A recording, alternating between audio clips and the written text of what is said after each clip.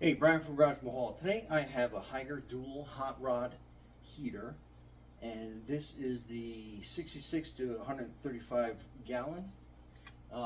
This tank is basically, it's a custom tank, it's about 60 gallons, so we got this size. So you get a instruction manual that comes with it. This is the heater itself. And it comes with a couple accessories. Foam out of the way. So one, it has this hook that we can put onto the outside to hold the controller, and then it has 3 suction cups that go basically onto the back of the heater itself, just to kind of give you an idea of how that works. So it comes with plenty of cord. So let's get some of this untied.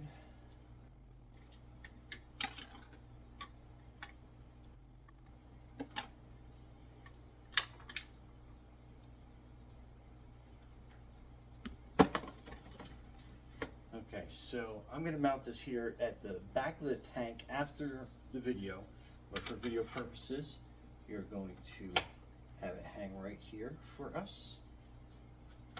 And I got some plants in the way, but you should be able to see that.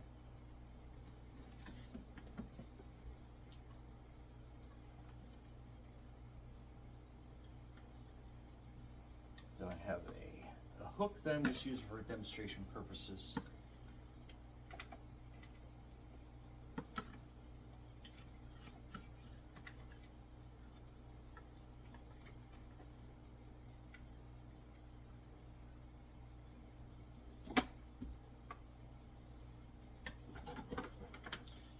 Okay, we'll plug it into our power.